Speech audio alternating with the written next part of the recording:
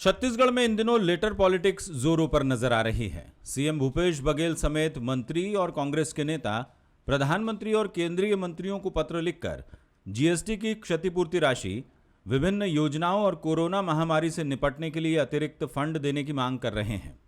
इससे छत्तीसगढ़ की सियासत गरमाई हुई है। बीजेपी ने आरोप लगाया कि सरकार को चाहिए कि लेटर लिखने के लिए एक अलग विभाग का गठन कर दे। इस बजट में 5 महीने बाद नाबार्ड से कोरोना के लिए कर्ज लेती है और दिल्ली सरकार को पैसा मांगने के लिए चिट्ठी लिखती है। मैं तो ये कहूँगा कि कर्ज कहाँ से मिलेगा, एक मंत्रालय उसके लिए बनाया जाए और दिल्ली चिट्ठी लिखने के लिए एक मंत्रालय बनाया जाए। भाषाविद को रखा जाए कि साहब कौन कौन मैटर में रोज चिट्ठी लिखनी है, क्योंकि चिट्ठी लिखने से ही मुख्यमंत्री जी अपनी जिम्मेदारी से मुक्त हो जाते हैं और लोगों में भाषण देंगे कि साहब मैंने दिल्ली चिट्ठी लिखी, दिल्ली मदद नहीं कर रही। कांग्रेस का मानना है कि छत्तीसगढ़ की आवाज को केंद्र तक पहुंचाने का ये जरिया है। बावजूद इसके केंद्र इन पत्रों को कोई तवज्जो नहीं देता और केंद्र का रवैया छत्तीसगढ़ को लेकर हमेशा से ही सौतेला रहा है। भाजपा की केंद्र सरकार जानबूझकर छत्तीसगढ़ राज्य के हकों और हितों की उपेक्षा कर रही है। भाजपा के छत्तीसगढ़ के नेता, भाजपा के लोकसभा सदस्य लगातार छत्तीसगढ़ के जनहित के खिलाफ खड़े नजर आते हैं। छत्तीसगढ़ के मुख्यमंत्री भूपेश बघेल जी ने लगातार छत्तीसगढ़ राज्य के हितों की बात, छत्तीसगढ़ की समस्याओं को हल करने के लिए केंद्र सरकार के आगे पहल की है, बार बार इन बातों को उठाया है। इसके लिए उन्होंने प्रधानमंत्री से लेकर केंद्रीय मंत्रियों को पत्र तक लिखे हैं, लेकिन इस मामले में लगातार केंद्र सरकार का रवैया उपेक्षापूर्ण बना हुआ है। छत्तीसगढ़ राज्य के साथ सौतेला व्यवहार भाजपा की केंद्र सरकार कर रही है। वैसे छत्तीसगढ़ की सियासत में लेटर पॉलिटिक्स नई नहीं है। सीडी, टेप कांड और लेटर ये सियासत का अहम हिस्सा रहे हैं। सवाल यह है कि इससे छत्तीसगढ़ की जनता को क्या फायदा हो रहा है। अभिषेक शुक्ल, बंसल न्यूज, रायपुर।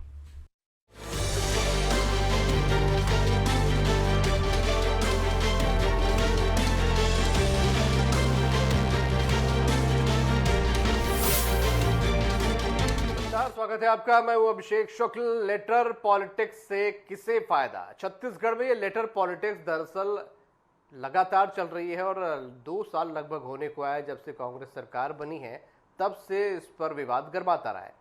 दरअसल मुख्यमंत्री भूपेश बघेल छत्तीसगढ़ की मांगों को लेकर लगातार प्रधानमंत्री से लेकर केंद्रीय मंत्री तक को खत लिखते रहे और जब जब उन्होंने खत लिखा है तब तब सियासत छत्तीसगढ़ की उबाल पर आई है।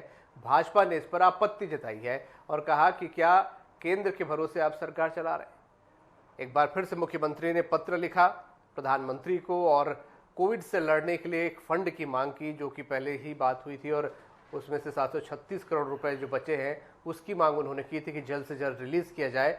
और इस लेटर का लिखना था कि एक बार फिर से सियासत शुरू हो गई। भाजपा ने कहा कि मुख्यमंत्री सिर्फ लेटर लिखते हैं, अलग से विभाग बना लें और इसके साथ साथ वो इतिश्री कर लेते हैं लेटर लिखकर। बहरहाल केंद्र, राज्य और सांसद, भाजपा, सत्ता पक्ष, विपक्ष लगातार इस पर बयानबाजियां करते रहे। छत्तीसगढ़ में एक बार फिर से बयानबाजियों का दौर चल रहा है और वजह है मुख्यमंत्री द्वारा लेटर लिखना। चर्चा आज इसी पर होगी। खास मेहमान हमारे साथ हैं, रजनीश सिंह जी हैं हमारे साथ, भाजपा विधायक, रेखचंद जैन जी कांग्रेस विधायक हमारे साथ, नवीन जायसवाल जी हमारे साथ हैं। बहुत स्वागत है आप सभी का। रजनीश जी, पहला सवाल आपसे करूंगा मैं। आखिरकार मुख्यमंत्री छत्तीसगढ़ की मांगों को लेकर खत लिखते हैं, क्या आपत्तियां हैं भाजपा को इसमें? अभिषेक जी, देखिए, एक राज्य के मुख्यमंत्री को देश के प्रधानमंत्री को पत्र लिखना कोई नई बात नहीं है और होना चाहिए, लिखना चाहिए। उसमें कहीं कोई ऐसी बात नहीं है कि उसमें है, लेकिन इसके पीछे का हम जो बात है इसको समझना बहुत आवश्यक है। ये भारी भरकम घोषणा के दबाव तले इनको शायद लगता नहीं था कि सरकार बन जाएगी। सरकार 2018 दिसंबर में बना ली और उसके बाद लगातार देखिए कि जनवरी से इनका लेटर पॉलिटिक्स से शुरू हो गया। कभी बोले कि धान का 2500 समर्थन मूल्य कीजिए, कभी फिर चावल को हमारा लीजिए, नहीं करेंगे तो हम वहां जाके धरना देंगे, जीएसटी का पैसा दीजिए। मतलब उसके बाद लगातार जो अपने छत्तीसगढ़ के जनता के साथ वादे किए हैं, उन वादों के लिए केंद्र सरकार को लेटर लिखना और उसमें अपना इतिश्री मान लेना और बड़े बड़े फिर बयानबाजी जारी करना। अभी कुछ दिन पहले जब ये कोरोना पेंडेमिक शुरू हुआ तो सरकार ने 2 बार 3 बार पत्र माननीय प्रधानमंत्री जी को लिखा है, 30,000 करोड़ चाहिए। आपको याद होगा 30,000 करोड़ चाहिए। बार बार ये बात आई कि अभी 30,000 करोड़ क्यों चाहिए, लेकिन अभी कुछ दिन पहले अभी फिर लिखा गया है कि 736 करोड़ चाहिए। शायद गंभीर रहते सरकार समय रहते मार्च अप्रैल में, और उस लेटर में आप देखे होंगे माननीय मुख्यमंत्री जी ने आभार भी व्यक्त किया है कि आपने जो सहयोग किया है, बहुत सारी आपने सहयोग किया, ऐसा उस पत्र में भी है। उन्होंने इस बात कम से कम ये लिखा है, माननीय मुख्यमंत्री जी का पत्र है। लेकिन 736 करोड़ रुपया का भी मांग किया है, तो हो सकता है इसको मार्च अप्रैल में मांगते तो और कुछ मिल जाता, गंभीरता से बात रखते तो। लेकिन ये सरकार गंभीरता से, अभी का समय हम मान रहे हैं कि राजनीति का समय नहीं है, पत्र लिख सकते हैं, बातचीत कर सकते हैं। माननीय प्रधानमंत्री 6-6, 8-8 बार सीधे मुख्यमंत्री से मुखातिब हुए हैं, और इस अवसर पर इसको यदि तैयारी की दृष्टि से देखते तो मांग लेते, ठीक है 700 करोड़ नहीं मिलता, कुछ कम ज्यादा मिलता, और बहुत सारी चीजें मिली है। हम बार बार मांग करते हैं कि जो जो मिले इसको बताइए, लेकिन सरकार नहीं तो बता आपको रही कहना है। अभी वाला लेटर अप्रैल में लिखना था। बिल्कुल, यदि जेन्युइन था तो रजनीश जी, अप्रैल मैं में रेख लिखना। चंद जी से भी इसका जवाब ले लेता हूं। रेख चंद जी, भाजपा का आरोप है गंभीर नहीं है, सिर्फ लेटर लिख के आप लोग फॉर्मेलिटी कर लेते हैं, ये भाजपा ने बार बार आरोप लगाया है। रेख चंद जैन जी।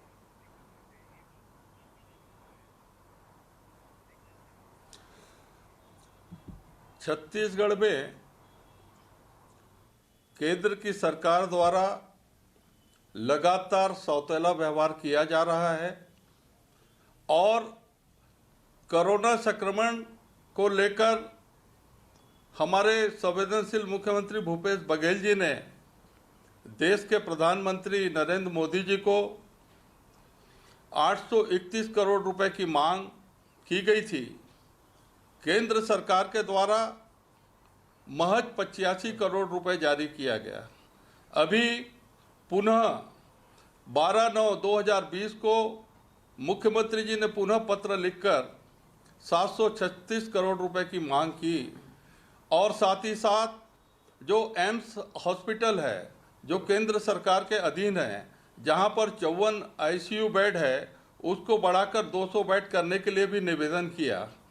इसी प्रकार पत्र क्रमांक 2481 31/8/2020 को हमारे मुख्यमंत्री भूपेश बघेल जी ने जो जीएसटी की क्षतिपूर्ति की राशि है, जो छत्तीसगढ़ का हक है 2020-21 का 2838 करोड़ रुपए हमें राज्य सरकार को दिया जाए, सिर्फ पत्र लिखकर अपना काम पूरा मान लेते हैं, ये आरोप है। देखिए, गंभीरता तो छत्तीसगढ़ की जनता देख रही है, छत्तीसगढ़ सरकार की कि किस तरीके से इस संक्रमण काल में काम कर रही है।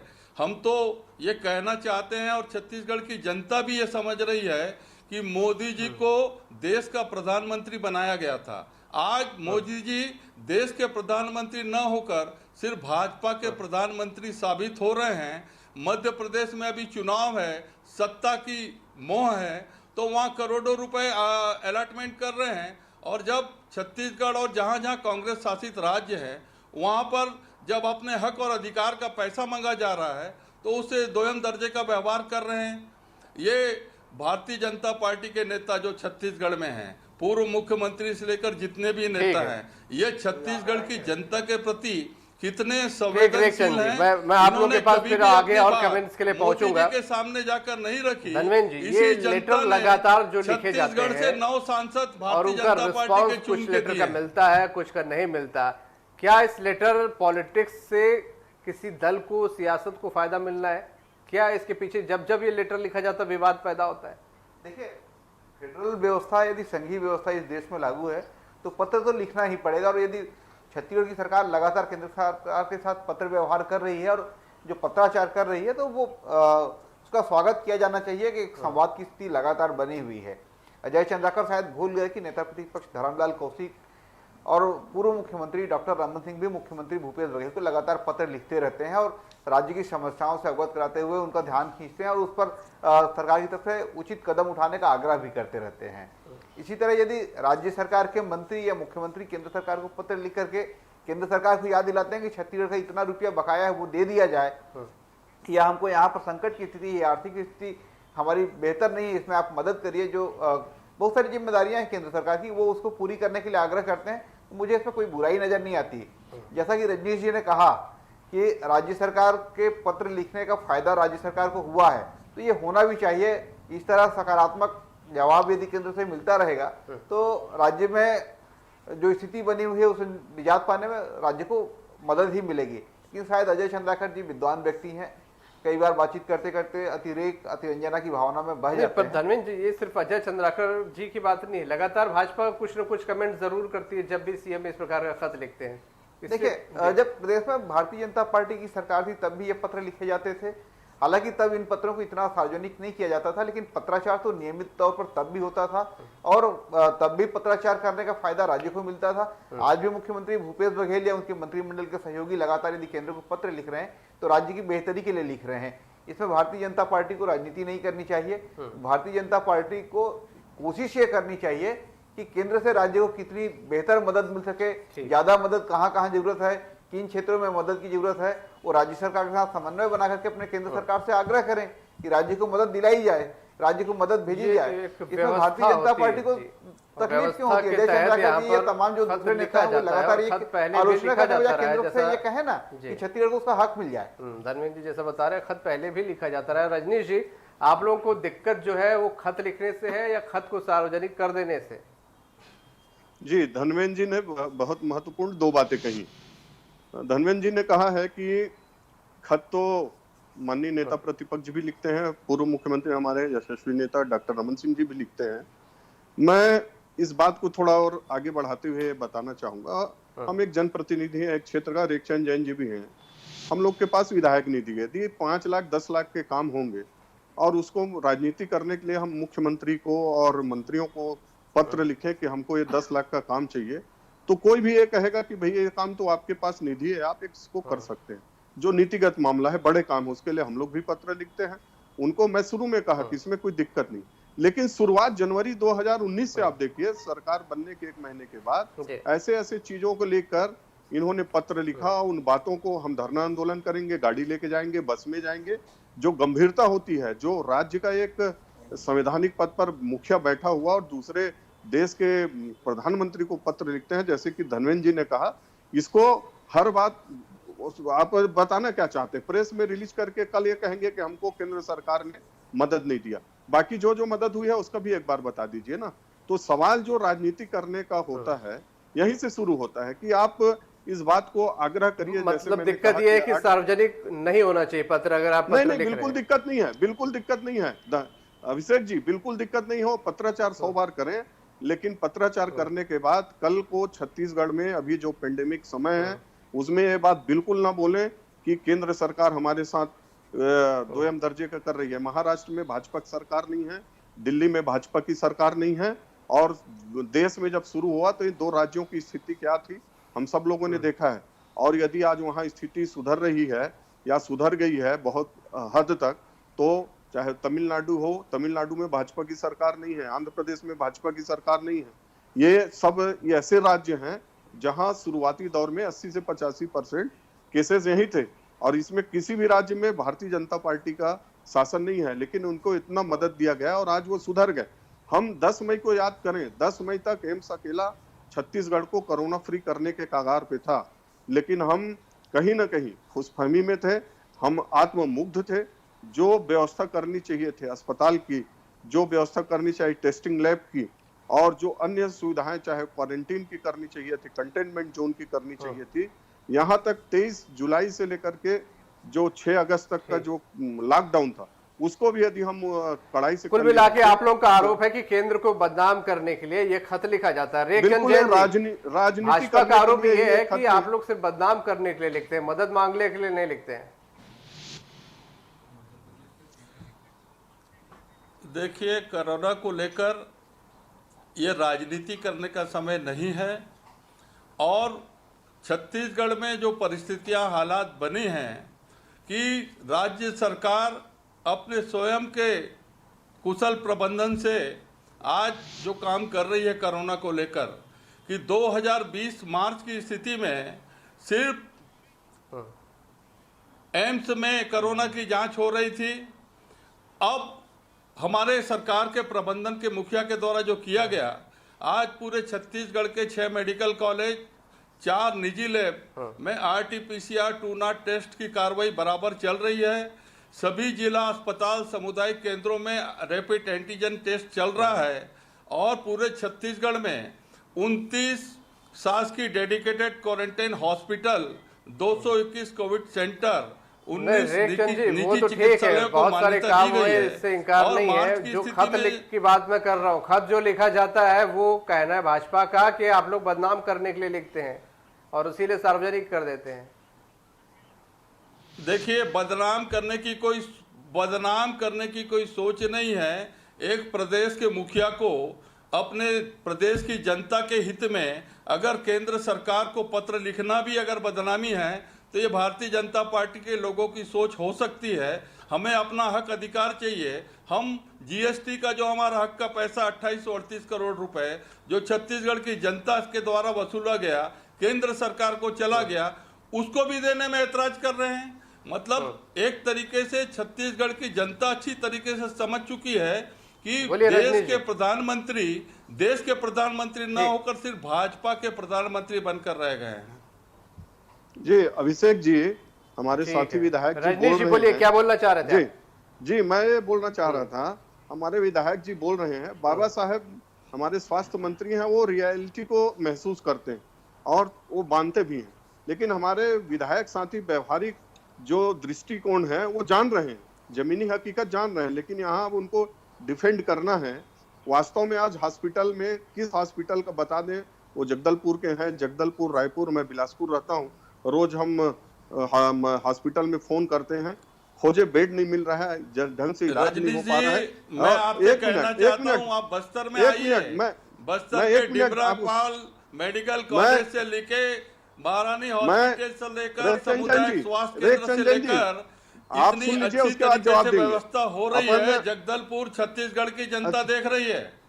बहस अच्छे से हो रही है तो इसको सुन लें, उसके बाद आप जवाब दीजिएगा। सुनूंगा।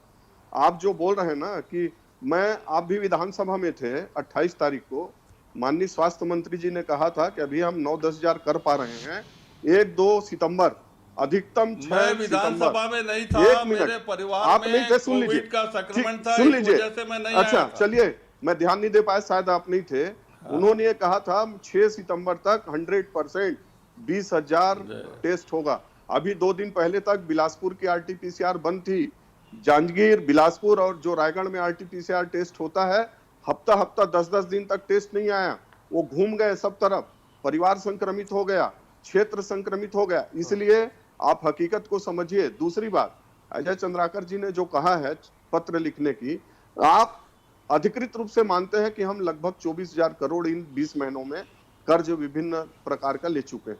हमारा ये माननीय रमन सिंह जी ने कहा था, धनवेंद्र जी को याद होगा कि आपने जो अभी अनुपूरक बजट में किया है वो राशि पर्याप्त नहीं है, इसके लिए कर्ज लेना पड़े। आप अन्य चीजों के लिए कर्ज ले रहे हैं, कर्ज ले करके इसको बढ़ाइए। इसमें 100 करोड़ 50 करोड़ में नहीं होगा, इसके लिए 507 करोड़ 700 करोड़ 1000 करोड़ की आवश्यकता पड़ती है। छत्तीसगढ़ अभी बहुत चुनौतीपूर्ण दौर से गुजर रहा है। अभी जो स्थितियां हैं तो इसमें हम लोग, और माननीय रमन सिंह जी ने कहा था, हमारे वरिष्ठ नेताओं ने कहा था, इसमें हमसे जो मदद हो सकती है करेंगे। लेकिन आपने नहीं किया, इतने में हो जाएगा, उसमें कुछ बोले नहीं, कुछ जवाब नहीं दिए। और उसके बाद अचानक अभी छत्तीसगढ़ में जो स्थिति है, रेख चंद जी इस चीज को सोचिए। आप बोल देंगे कि यहाँ आके देखिए, वहां आके देखिए, आप मेरे को नंबर दे दीजिएगा, मैं अभिषेक जी से नंबर धनवेंद्र जैसे भी लूंगा और इस कार्यक्रम को समाप्त करूंगा। जी जी धनवेंद्र जी, जो इस वक्त हालात यहाँ पर है, लगातार कई मांगों को लेकर पत्र लिखते रहे मुख्यमंत्री और विपक्ष इस पर सवाल भी उठाता रहा है, कुछ का रिस्पांस भी मिला है, जैसा लेटर में मुख्यमंत्री ने इस बात का जिक्र भी किया है। क्या मैं तो इतना ही कहना चाहूंगा कि छत्तीसगढ़ में भारतीय जनता पार्टी के नेता सिर्फ राजनीति प्रेस में मीडिया में आकर करते हैं, तो होती रहनी चाहिए, उनके कोई सोच नहीं है। इन्होंने कभी भी छत्तीसगढ़ की जनता के लिए, जनता के हित में देश के प्रधानमंत्री नरेंद्र मोदी जी के सामने बोलने की हिम्मत नहीं दिखाई। जी सुन लीजिए एक फाइनल कमेंट, मेरे पास समय नहीं है फिलहाल। बोलिए धनवीर जी। जैन साहब अनावश्यक उत्तेजित हो रहे हैं। देखिए खतों की ताबत होती रहनी चाहिए, पत्र व्यवहार का सिलसिला जारी रहना चाहिए। नहीं उत्तेजित नहीं हो रहा सर। उदाहरण पिछले दिनों का ही है, हालांकि मुख्यमंत्री ने इस पत्र में भी जिक्र किया है कि हमने जो पिछला पत्र लिखा था उसमें हमको आपसे जो सहयोग मिला, और पिछले कुछ दिनों पहले वन मंत्री ने केंद्रीय वन पर्यावरण मंत्री को पत्र लिखा कि हसदेव अरण्य क्षेत्र के 5 कोल माइंस को कमर्शियल माइनिंग के लिए जो टेंडर किया जा रहा है उसको अलग कर दिया जाए। उस पत्र का इतना असर हुआ कि कोयला मंत्री खुद यहाँ आए, उन्होंने राज्य सरकार के साथ लंबी बातचीत की, मदद को नकार नहीं रहे सर, हम ये कह रहे हैं यदि पत्र व्यवहार नहीं होगा तो राज्य के हितों का संवर्धन नहीं हो पाएगा। जीएसटी का बकाया लगातार संवाद होना चाहिए, लेकिन यदि राज्य के हितों को लेकर कोई पत्र लिखा जा रहा है और ये सिलसिला चलेगा तभी एक संबंध यहाँ पर बने रहेगा आपस में। बहुत शुक्रिया आप सभी का इस चर्चा में शामिल होने के लिए। चर्चा अहम थी क्योंकि बात छत्तीसगढ़ की थी, खत जा रहा है छत्तीसगढ़ की मांग को लेकर, तो उस खत का स्वागत होना चाहिए, वहाँ से रिस्पांस मिलता है उस बात का भी स्वागत होना चाहिए। ज़रूरत इस वक्त खासकर महामारी के दौर में है कि छत्तीसगढ़ को ज़्यादा से ज़्यादा मदद चाहे कहीं से भी मिले वो मिलनी चाहिए, जरिया कोई भी हो। आज का मुद्दा में